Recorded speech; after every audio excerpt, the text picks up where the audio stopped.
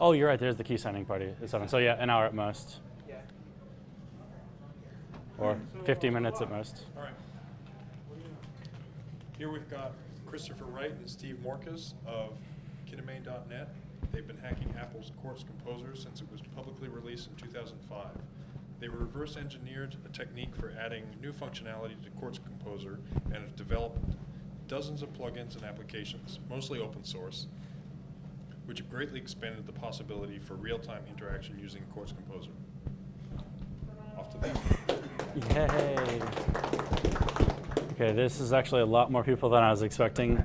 And we also kind of changed the synopsis in the middle. Some of you might have noticed that. Can I get a show of hands of people who are interested in the OS X hacking reverse engineering portion? Okay, so a couple of you guys. And then how many of you are also interested in Quartz Composer? This isn't a mutually exclusive vote. You can vote twice or 0 times, I don't care. Okay, it looked like the Quartz Composer stuff kind of won out. So for the reverse engineering guys, I'll kind of pull you aside at some point and we'll just do some more one-on-one. And anyone who's interested, we'll do some small one-on-one. But Quartz Composer is a graphical technology developed by Apple, released in 2005, and currently maintained. It allows for pretty pictures, and because we have a projector, pretty pictures went out over hacking, sorry. So Quartz Composer doesn't fit on my screen since the projector is too small. But when it does, it gives you a blank canvas like this. Who knows anything about QC right now? Anybody know anything? What do you, John, Brad, name something? QMA. Okay, not QMA. Like a patch. What kind of patch? Visual. Visual? Okay. Macs have eyesights built into the top. So we'll have a video input patch. Can you all see that? It's kind of small. We have video input patch.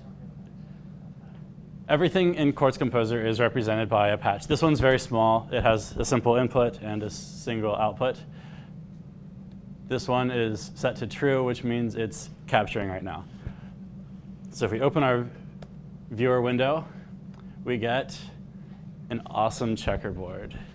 Checkerboards are like transparency for anyone who's done Photoshop work or work in GIMP. It's kind of representing clear. We're not rendering black, we're not rendering white, we're rendering nothing. So just having video input doesn't create anything for our composition.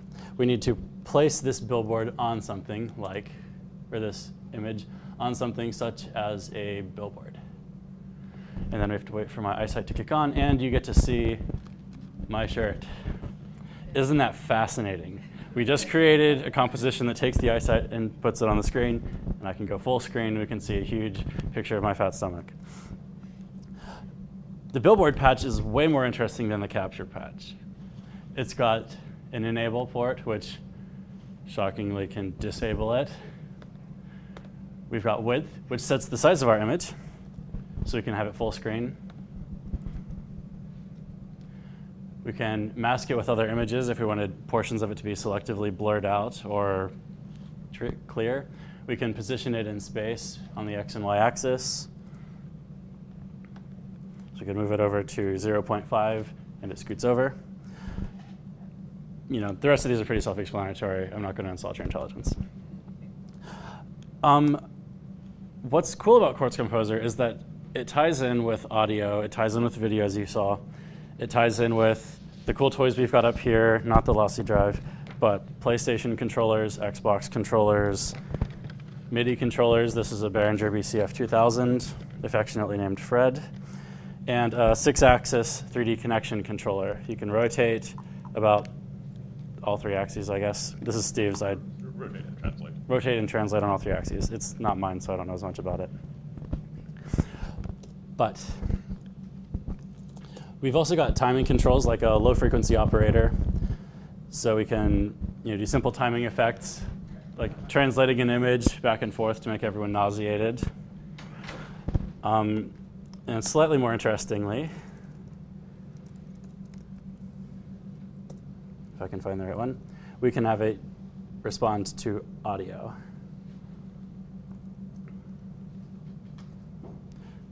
So now, as the amplitude of my voice gets louder, or if I clap, the picture gets bigger, smaller. We can have it control the brightness or the color tinting. We can have it control rotation.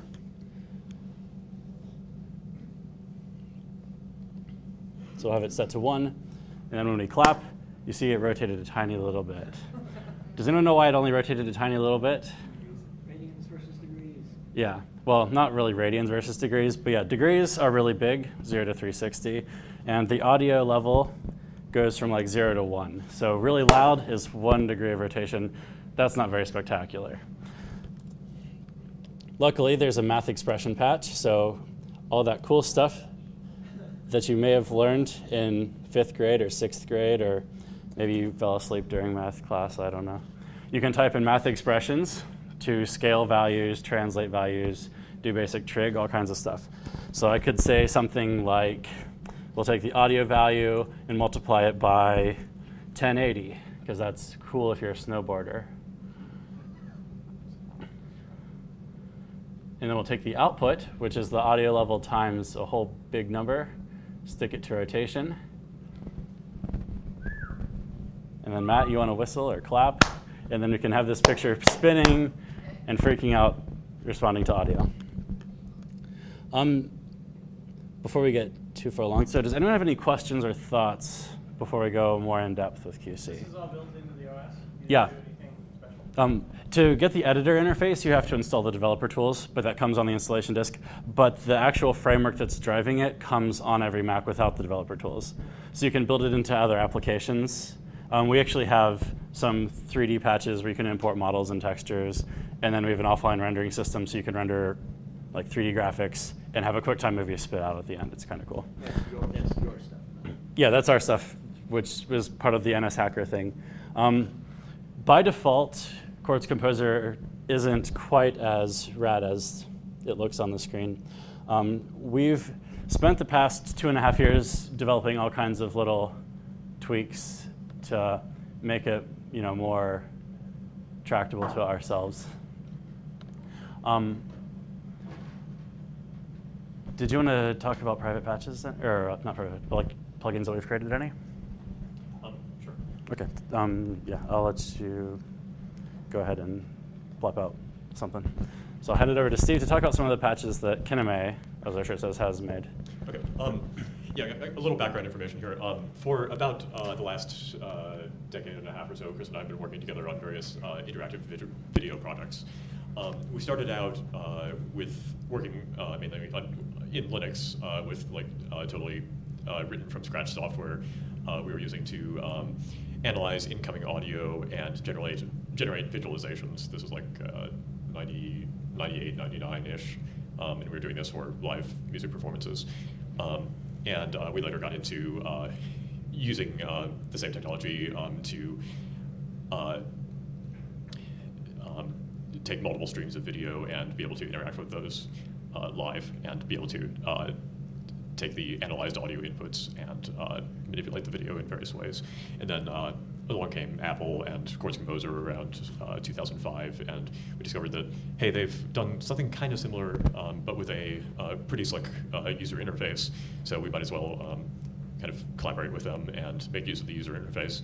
And the problem was that originally when it was released, Quartz Composer had fairly limited amount of inputs and outputs and filters that were available to be used within Quartz Composer, and we were thinking, since this interface here is very generic, it takes something, you connect it to something else, and then do other things, that we might as well extend this and add as many inputs and outputs and filters as we can. So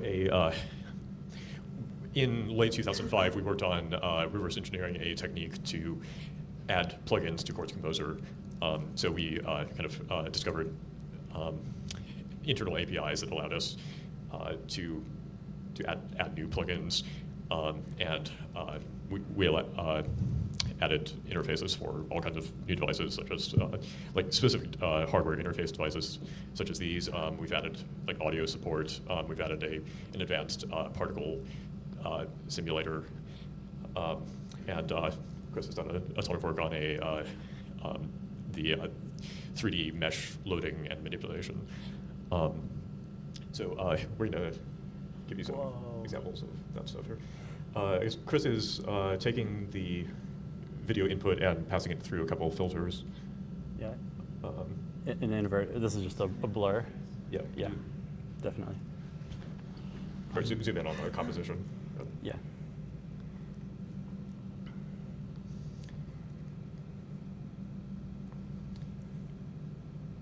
Okay, so the video input is connected into the CI cheap blur, which it's called cheap blur because it's fairly inexpensive in terms of GPU cycles consumed. And it doesn't look quite as nice as a full Gaussian blur, but it conveys the basic effect. So that's the camera is now going through the blur into the billboard, and you can CI stands for core image, which is another technology built into OS X, which allows for GPU accelerated image manipulations. So using QuartzComposer, you can chain together any number of core image filters. You can have them feed back into each other. You can develop your own core image kernels, so to write core image code or GLSL shader code that runs directly on the GPU for really fast per pixel manipulations. And it's very easy to lay out a graph of patches to do whatever you like with the visual input. So do you want to continue? Sure. Okay, after I destroy the mic. So as Steve hinted at, most of the video processing in QuartzComposer takes place on the GPU. Does anybody know what that means? Yeah, your CPU is free to do other cool stuff. The GPU is the graphics processing unit. It's not quite as powerful as a CPU in terms of generic performance, doing loops and conditionals and branches if you're familiar with programming. But what the GPU excels at is doing the same operation millions and millions of times extremely quickly. There's a Core 2 Duo processor in this, which means that there are 2 programs or threads running at the same time. Kind of cool. So we've got QuartzComposer running. The GPU will typically have between 100 and 500 processors running in parallel at the same time.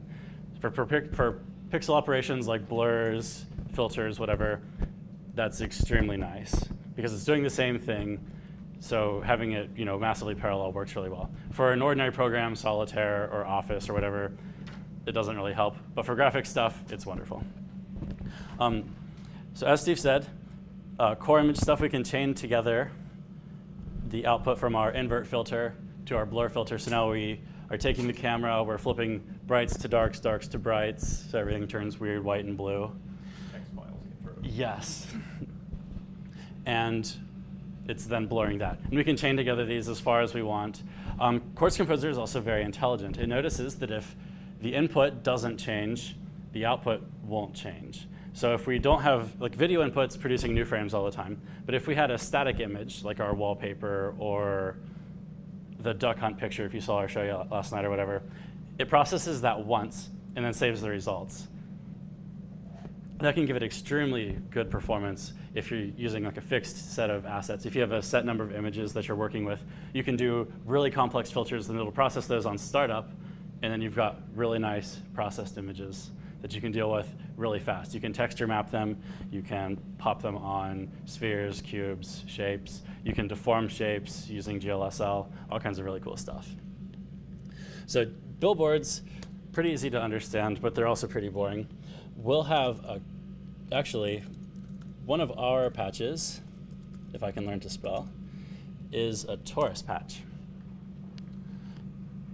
How many of you know what a torus is? What's the shape of a torus, Brad? A donut. A donut. So it's a little cooler than a sphere or a cylinder. It's like a cylinder wrapped around you. Yeah, you took geometry. Yep. So who can see the cylinder in this? Or the torus in that, yeah. What's wrong with the torus?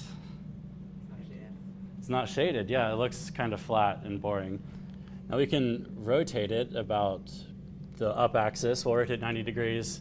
And now we're looking at it on the edge, but it's still flat, so we're kind of missing some depth information.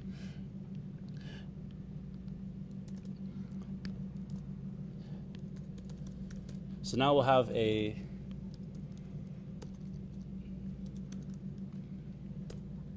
kind of a new idea in QC, is the idea of a macro patch. You saw how we connected all these little noodles and stuff.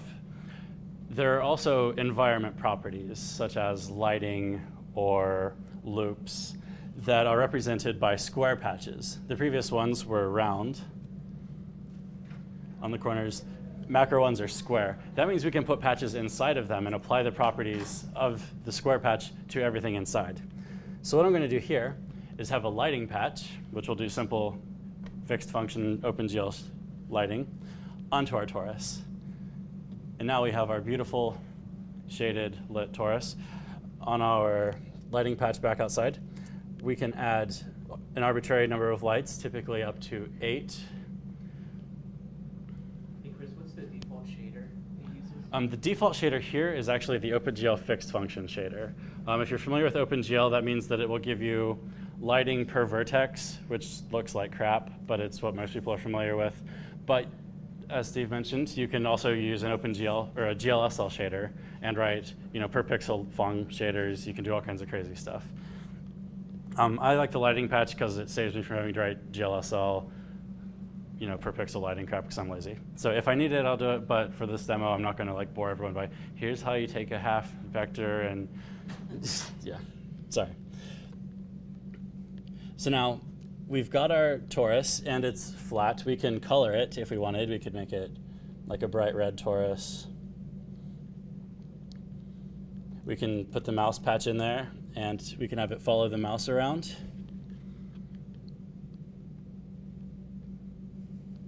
So now I can drag this guy with my mouse. We can attach it to a keyboard to make it expand or shrink.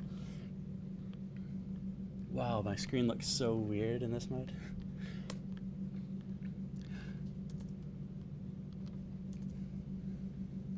We can also take our texture from our camera and stick it onto this torus. And since it's red, it gives us a really ugly filter on there. And we'll stick it back to white. And now we can, that's kind of cool with the logo spinning around there. We can take textures from the camera, build a torus out of polygons, generate texture coordinates for all those, and stick our texture on there. And this is running on a really lousy Intel GPU at like 350 frames per second. Not too bad. That's pretty good. On a MacBook Pro or an iMac or any Mac with a non-integrated processor, this would be running like thousands of frames per second.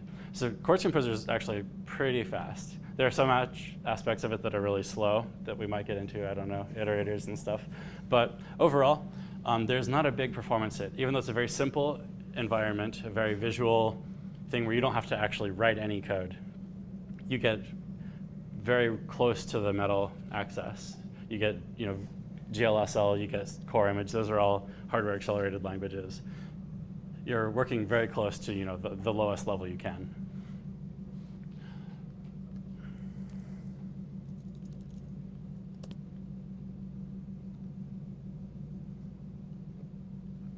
We can reuse the texture multiple times and have, a sphere and a cylinder or torus. Someday I'll learn my shapes.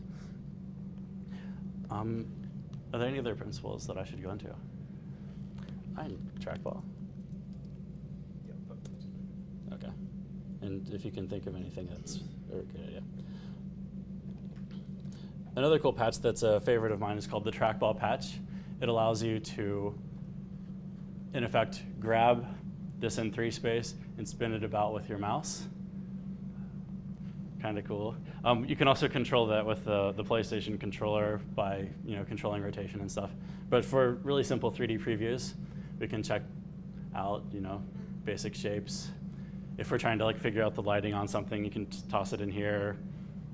It's with our 3D tools, you can take 3ds meshes, MD2 meshes, FBX meshes, some AutoCAD meshes. You can plop them in here and kind of view them with the texture.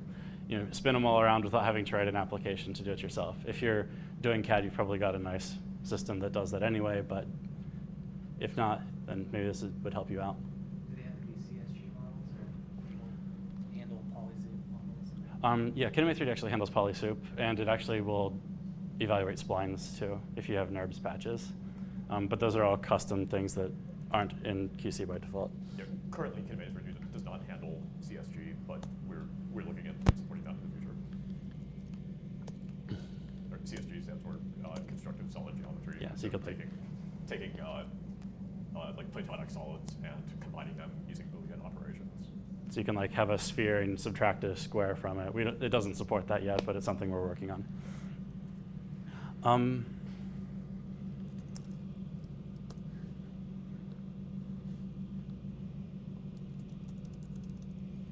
Also the most important patch ever, the teapot.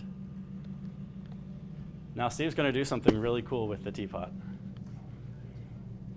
Okay, I'm going to start out by deleting the teapot. Now, let's see. I think we'll proceed by giving a quick overview of the particle physics simulation. Unless, does anyone have any questions or things that you'd like to go through at this point?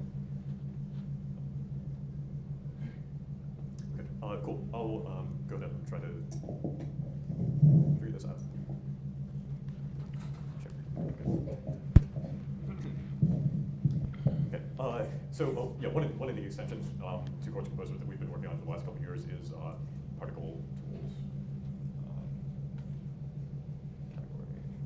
So all of these are individual patches that we've written to. This particle library is based on the particle engine, which is an open source project released by Tommy Ilmanen a couple of years ago. So it was originally a C++ class library, and we basically took the individual C++ classes and exported them as, or built interfaces for them for the QuartzComposer. So every object is now represented by a patch, and you can create relations between them. So we can start out with, for example, a particle scene. This is where the main computation of the particle dynamics happens. Let me zoom in a little. So to improve performance, like if you have a ton of particles in a large volume, and the particles are all interacting in some way, if you want to have one particle test against interaction for another particle, when you have to iterate through the entire scene of particles, so it's basically a big O of n squared operation, which doesn't scale very well. So V handles this by using an octree division. So you can set up, like it divides 3D space into octants, and recursively divides these octants into more octants, and depending on how many particles are within each of those regions. And then based on the distance between the particles, a particle only has to test its neighbors that are very close by, and this increases performance a lot. Because it drops the n squared to something a little closer to analog n-ish, I think. Yeah, the particle scene does the computation. It's pretty flexible. Let's see. We can add a particle renderer, which, so this is just the math, the calculus behind the physics simulation. Then we do the particle renderer VBO, for example. This will take the chain of particles and render it using a vertex buffer object, just an accelerated way of throwing lots of 3D objects at the graphics card. So we'll take the scene, input it there, and yeah, so far nothing is happening because our scene is empty. So to the scene we can add a particle. I got a particle here. Object, we add it to the scene.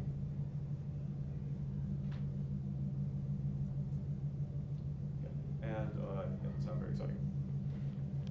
Visualize visible.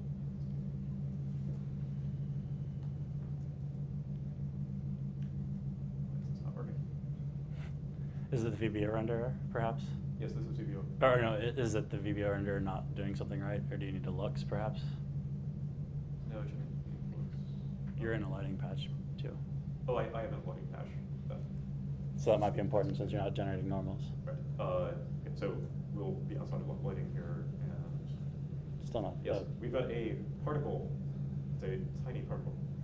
Do you want to zoom in on the screen there for a sec? Yes. Show us how tiny this particle is. Isn't that the raddest particle system you've ever seen? That is a particle.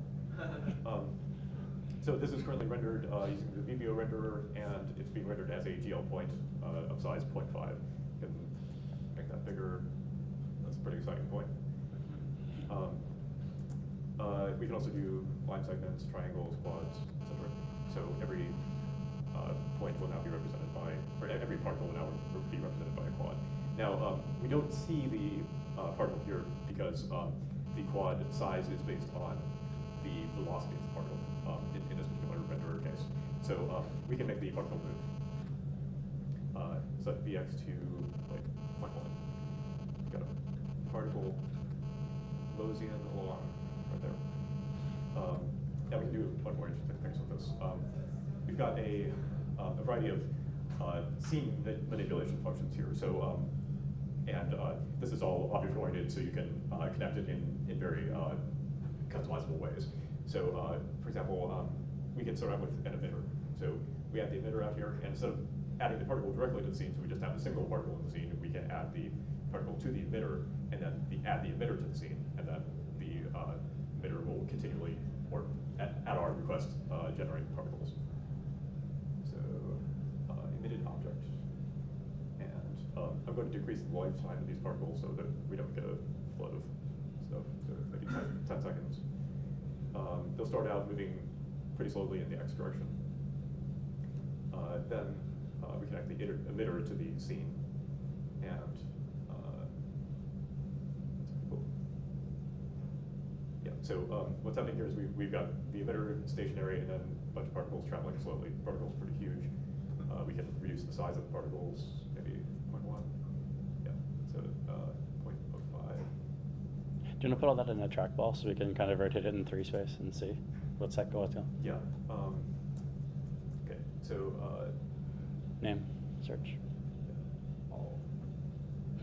Trackball. So yeah, as Chris demonstrated earlier, the trackball lets you move things around easily with the mouse. So first we're clearing the screen, then we go into trackball, and inside of here we're going to plot the particle system. And now I can drag around and kind of look into the end of the particle system. These particles are flat, and they're all very uniform. So as a next step, we can add some randomization to this, or other operators to change the way in which the particles are emitted. For example, we could take the LFO, the low frequency operator patch that Chris demonstrated earlier, and we could use that to alter the location of the emitter dynamically. So the emitter, we could have it follow the path of a sine wave and emit particles back and forth. So the LFO by default is giving us offset of 0.5, amplitude of 0.5. So if we set the offset to 0, then it will be centered around the origin, and it'll go between negative 0.5 and positive 0.5. We can then attach the output of that LFO to, say, the X position of the emitter.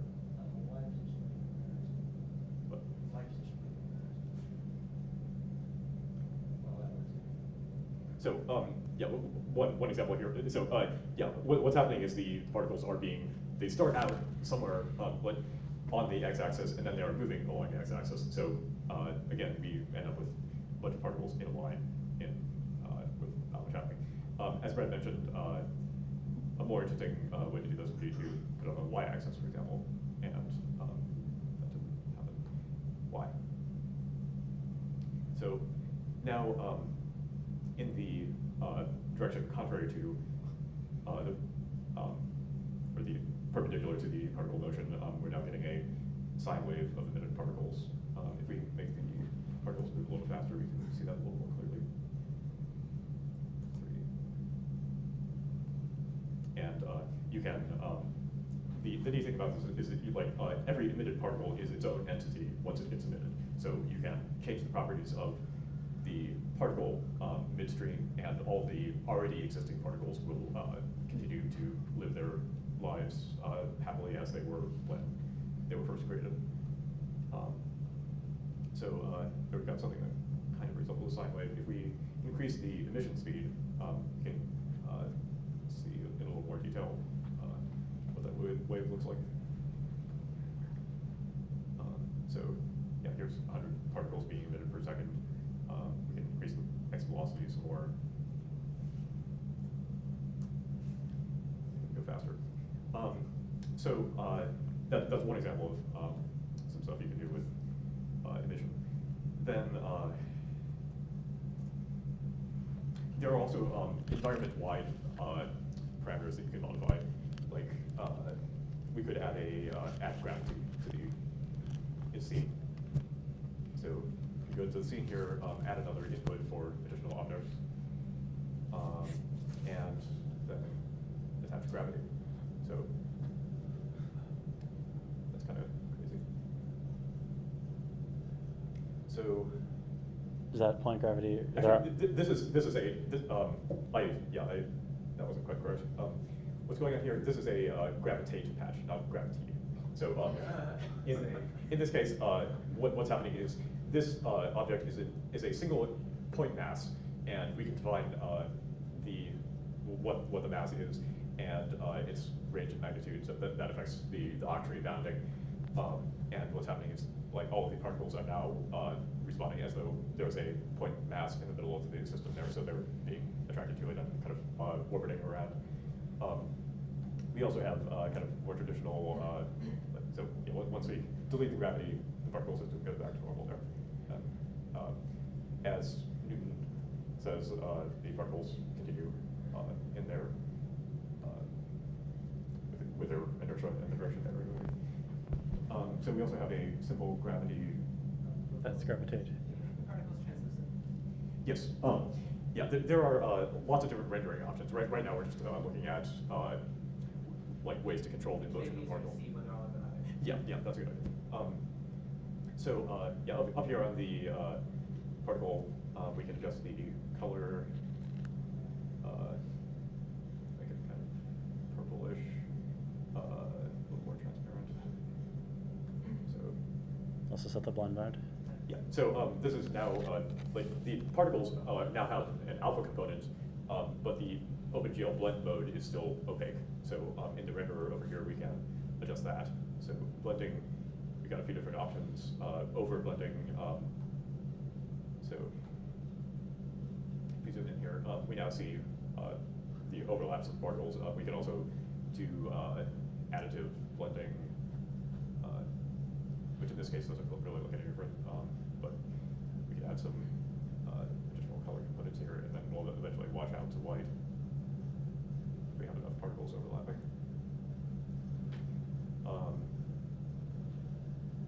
Yeah. So yeah, when particles overlap now, they since all red, green, and blue components are now in use, eventually they will add up to 100% and we get white.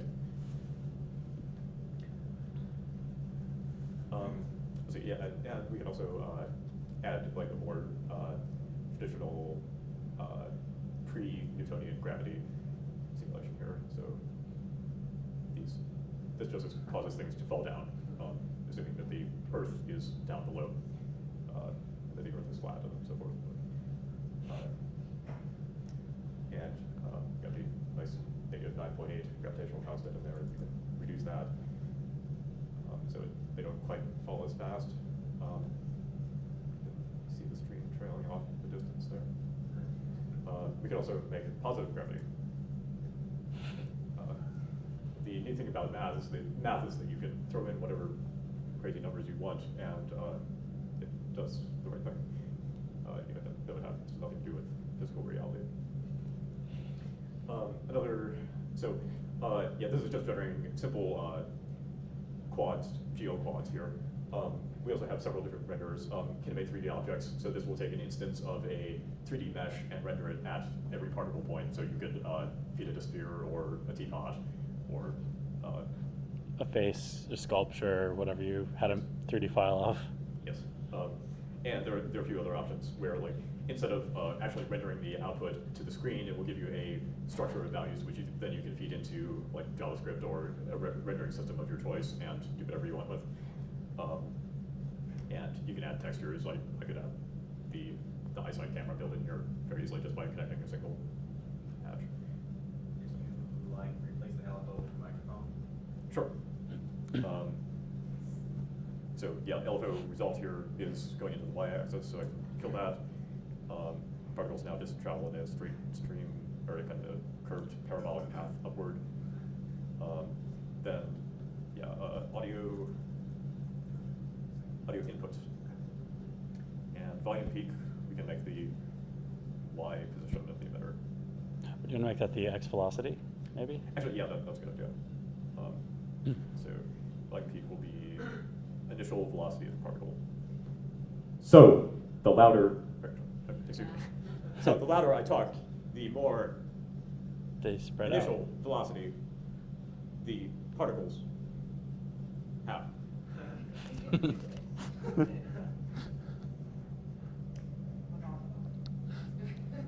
Phenomena, yes, right. One of our favorite test audio tracks that we work with is the Phenomena song, of course, because lots of dynamic range and lots of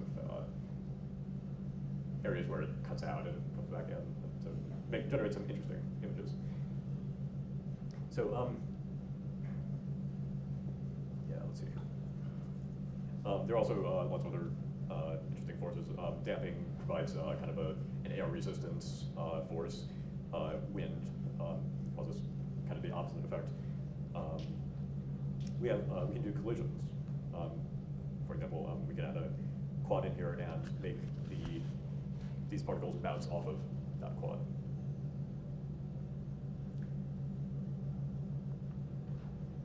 So I need to change the renderer here because this thing doesn't get rendered in the VBO renderer for some reason.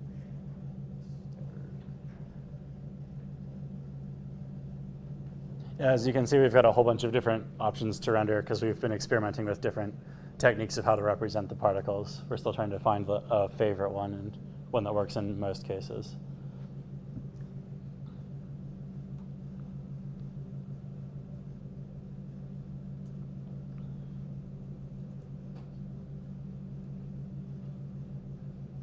Okay, those particles are gigantic.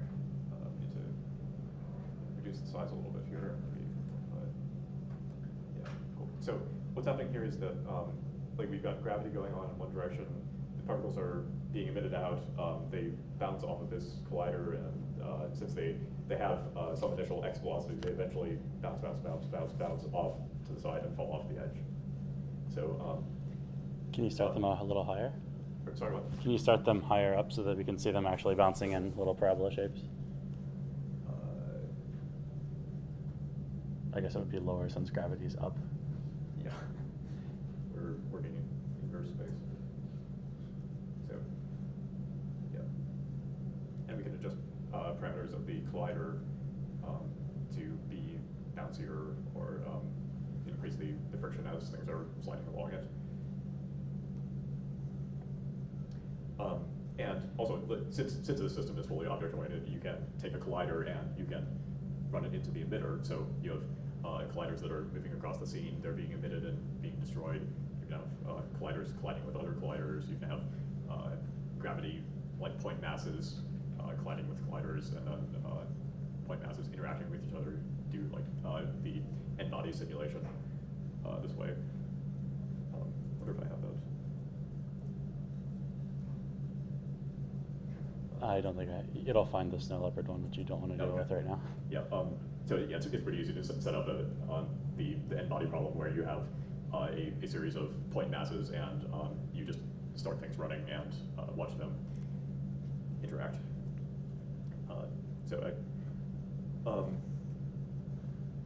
Vortex kind of gives you a rotational force, explosion, pretty cool.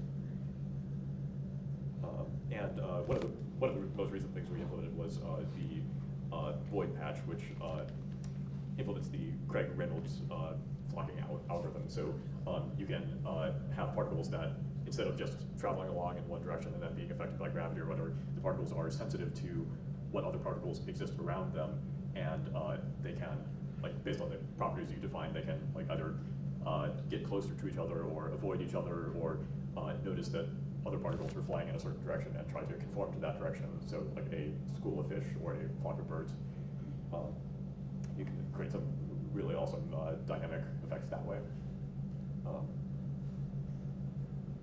Let's see, Chris, do you want to take it from here? Sure. Are there any questions regarding the particle system we've done, John? So the particle system is a patch you guys wrote? Yes. Particle Tools is what the patch is called. It's a free plugin you can download from kineme.net. We've got instructions on how to install it, and you drop it in and restart QC, and then you have all these additional patches called Kineme Particle. It comes with sample compositions, so you can get cooler stuff than what we've whipped up here on the fly. Steve's brilliant with physics, so he's got some really cool simulations in those. Were there any other questions? Yeah. What does the finished product look like? Do you just use QuartzComposer to run a demo, or do you like integrate it into some other system? That's up to you. This is just a tool, so it's like a screwdriver. What do you do with a screwdriver? Well, you can fix a house or a car, or you can stab people. Like it. But show me that. stabbing people. I actually don't have a screwdriver. Do we have a volunteer? QC. Yeah. Okay. No, I'm kidding. Well, next year, I think it's April 1st, 2010, we are planning to release the screwdriver patch.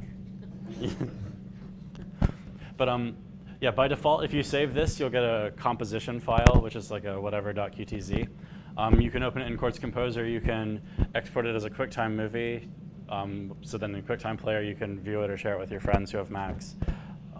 You can use it to do offline renderings for video effects. Some of the stuff that we've done is used for movie processing or whatever. Yeah, they work inside, or like when rendering for offline use, that you can then edit it using Final Cut Pro or whatever video system you like. Yep. And QTZs you can also embed in applications. So if you wanted part of your UI to have a cool effect to represent data, you can have your application code do whatever, feed the data to the composition, and it can represent it in a really pretty way. You can have it generate graphs or whatever. So it's open-ended. It's just like, what can you do with C? You can program anything. It's just how it is. That specifically, do you prefer when you perform with it? Do you perform within QuartzComposer, or do you perform using responsive editor? It depends. The performance in Quartz Composer is a little bit less than if you have just a standalone application. As you can see when we scroll around the UI, it gets choppy in the background because they're all single-threaded, which is a really bad design. They're fixing that in the future. But yeah, if you have your own standalone application, you can have it just dedicated to rendering, and it's a little bit faster. It's hard to get the environment just right. We wanted to have our show yesterday actually as a standalone, but we just left it in Quartz Composer, and the performance was fine. So then we can change stuff on the fly, and it's cool too, whichever. You got a question? Yeah, can you do anything to manipulate the particle? Like, can it ever tear or bend? You mean as they're rendered now? Well, just, I mean, since they're all just one individual particle, like, can they like form together to become, can multiple particles become one? We don't have enough of the physics simulation stuff to actually become like a solid shape. That's actually one of our big projects that we're working on. We haven't talked about it much though because it's big. Yeah, that's something we plan to implement in the future. They're like grouping of multiple particles and more with rigid body and soft body dynamics. Yeah, and then like ultimately like having solid shapes that you can like apply forces to and have them shatter and stuff. But that's the math behind that's insane. So we're still working on it. Yeah, we're just two guys, and this is mostly open source. So yeah. There was one other question. So if you like embed this thing into an application, do the inputs on the patches become hooks that you can control from your application code? Yes. Or? Yeah, you can have. When you have a composition like this, it's called a QC patch parameter controller. If you're familiar with objects in Cocoa, I think I just hit the wrong command. Print. Just kidding. There's. Do you know what the show thing is called? Show parameters is disabled. Go figure. Click on the editor. Or not. Show patch parameters. There we go. And you get a view like this for all the inputs. You can have in your application a little panel that shows all the inputs, and the user can play with them or whatever. So you could provide it via you can provide a default user interface like this directly to the user, or you can programmatically send. Yeah, you also. QuartzComposer. Yeah, you're also given an object where you can give it key value pairs and programmatically control it. Yeah. Or a question about the QuartzComposer environment itself, Mhm. because I'm not familiar with it, but is there a way to represent what is in that window there as the source code files? No, it's all represented as a plist, actually. It's like a hierarchy of nodes. XML. Yeah, so yeah, it's XML or it can be binary, so it's exportable to XML. But yeah, the source code, we're actually working on a tool to kind of take a composition and turn it into source code. We've experimented with it a little bit, but it's not ready for release yet. Okay. Some of the source code includes patches built into the operating system. Yeah. Are not necessarily. Yeah. Yeah, so the eventual plan would be to kind of like develop equivalents to a lot of the OS 10 patches and perhaps like release a cross-platform version of QuartzComposer. Yeah. One important note, QuartzComposer is not available on the iPhone. So if you're getting really excited thinking, hey, Apple makes QuartzComposer, Apple makes iPhones, obviously there's QuartzComposer on the iPhone, you're going to be let down. A lot of people get really excited about that because you could have a really cool UI on your iPhone. Doesn't work yet. Isn't there a plan there? They don't talk about it, so we don't know. We've not seen any indications of it. The current iPhone hardware doesn't really support that. Like, the QuartzComposer is very heavily based on shaders, and the iPhone has no hardware support for shaders, though it does support kind of a restricted set of OpenGL. Yeah, so a future version might, but yeah, not right now. it's possible that a future version of the hardware might have a more advanced graphics processor and could allow that. But yeah, Apple has said nothing official about that topic yet.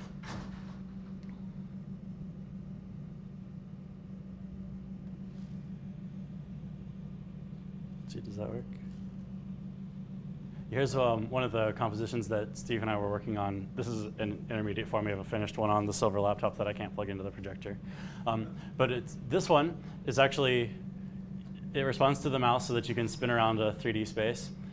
And inside, you can see some of the things that we've connected to. We're using the Trackpad, doing some math, 3D transformation so we can take a scene and rotate it. So we're doing essentially the trackball, but manually because we did it for some weird reason. I don't know.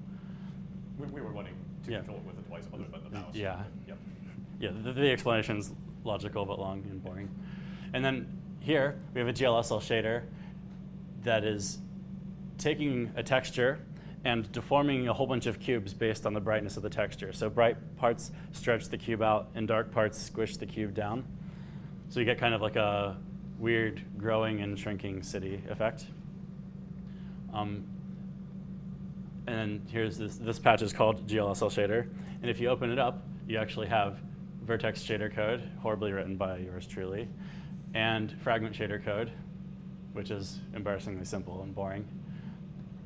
But yeah, anyone who's familiar with GLSL, this is direct code that programs the GPU and runs it on the GPU.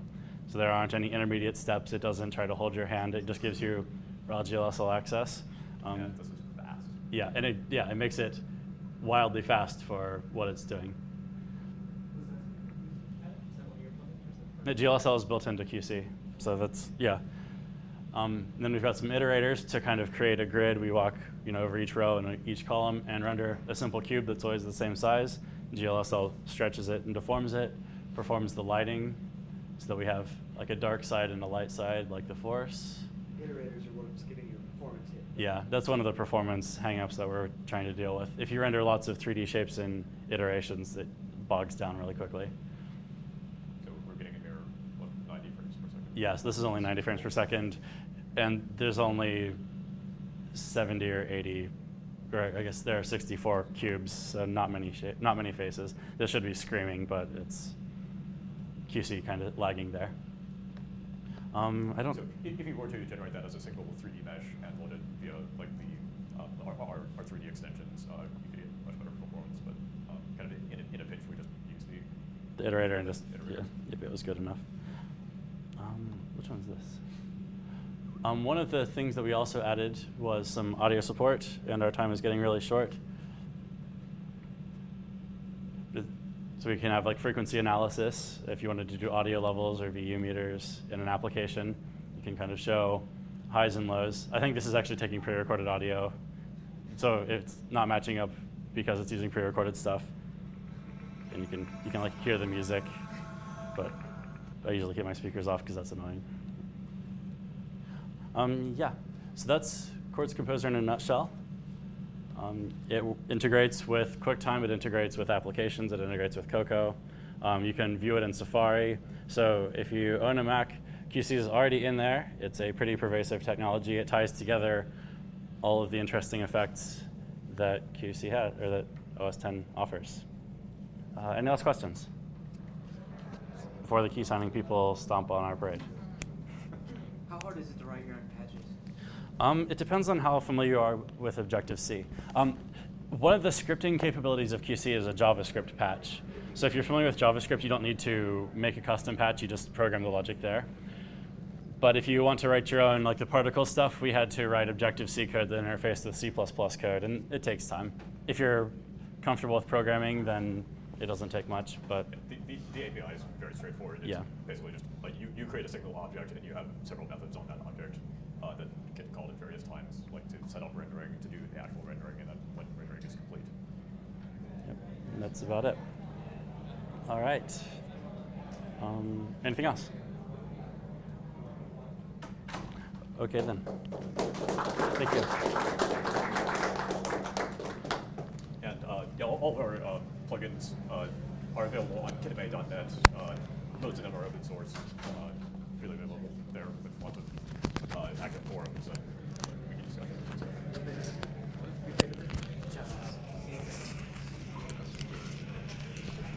How did you guys go about doing the version engineering? Yeah, I was just going to get into that actually. I'm trying to unload so they don't